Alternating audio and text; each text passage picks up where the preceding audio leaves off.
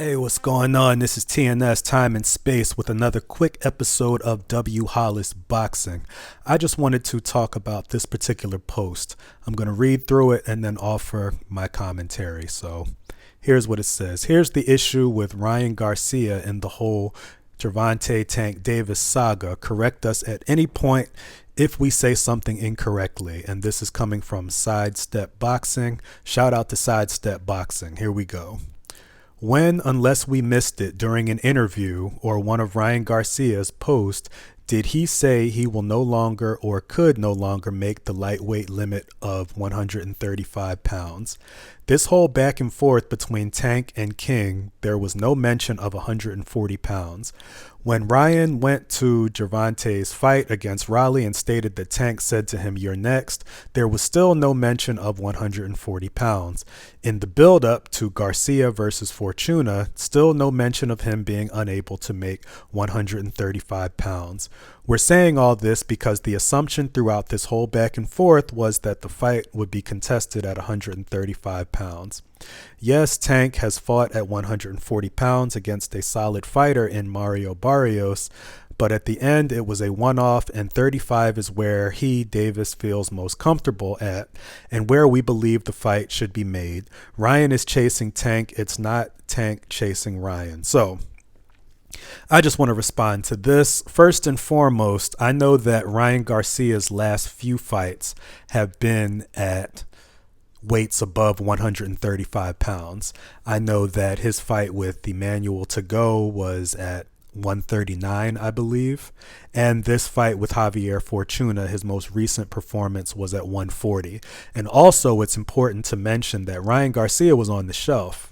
You know what I mean? He fought Luke Campbell at 135, got dropped in that fight, had to rally from behind, and then he was on the shelf for a year. So I would imagine that making weight probably is difficult. It's probably challenging. It probably was already challenging, but now he's also been out of the ring. And also, I imagine that 140 has now come up because Ryan looked, he looked better at 140.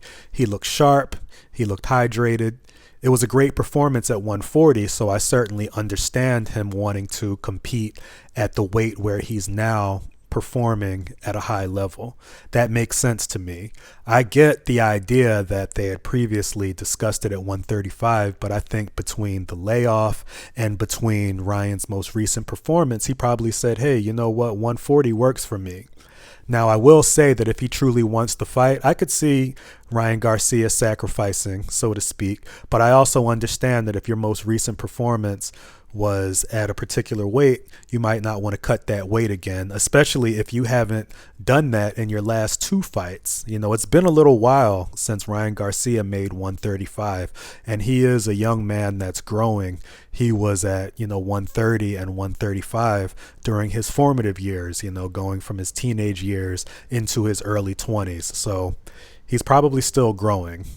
And also for Tank, obviously, he's a shorter fighter, smaller in stature, and he did compete at 140. So I understand the mention of 140. Does that mean that Davis needs to move up? No, not necessarily. Honestly, they could, make no money with one another. They could decide to, be standoffish in a sense of Tank could say, I'm the big money draw, 135 or no fight.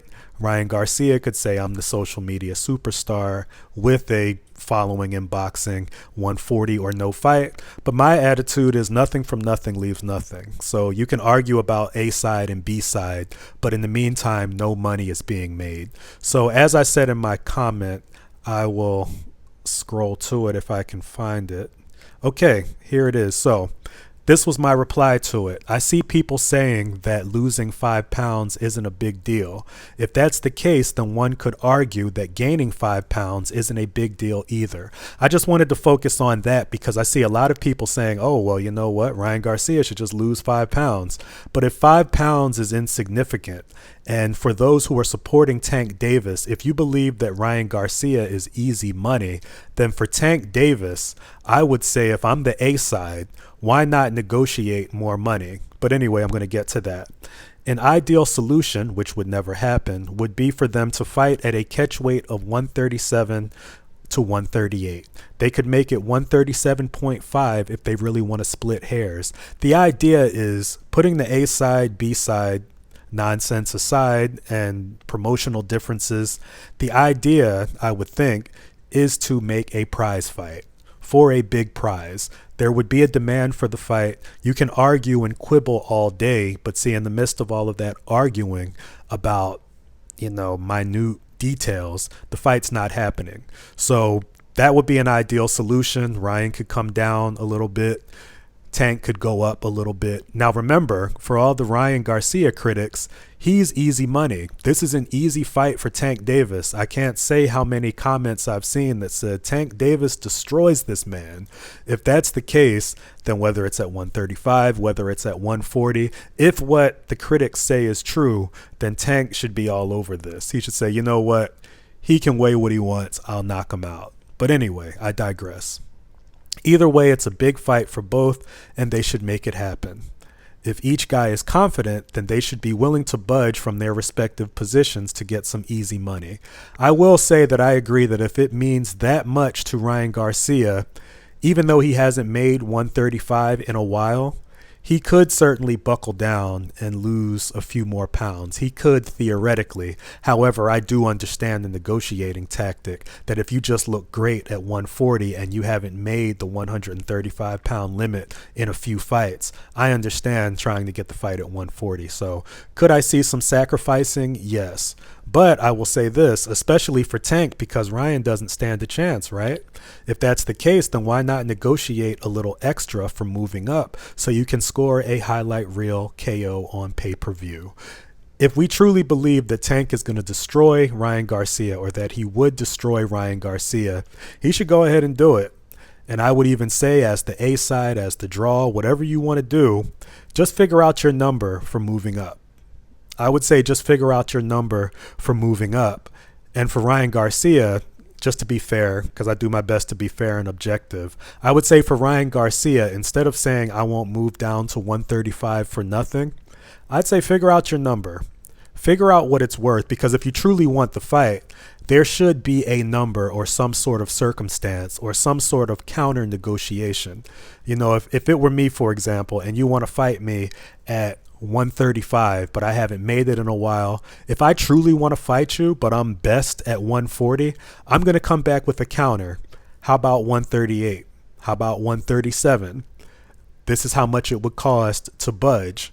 So, and then it's up to me. If there's no budging whatsoever, then I could counter and say, well, I thought this was an easy fight.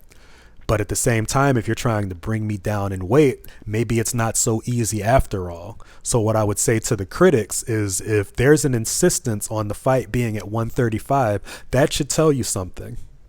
That should tell you something. That should tell you it's not a given. As much as you may not like Ryan Garcia, you think he's a pretty boy, and you just believe that Tank Davis with his tattoos just looks tougher than Ryan Garcia. And even though he holds his head up high and he doesn't have great defense and this and that and the third, why is it that it's 135 or no fight if he's such an easy target? It's just something to ask yourself. But anyway, I just wanted to discuss this briefly. This has been another quick episode of W. Hollis Boxing. Y'all take it easy.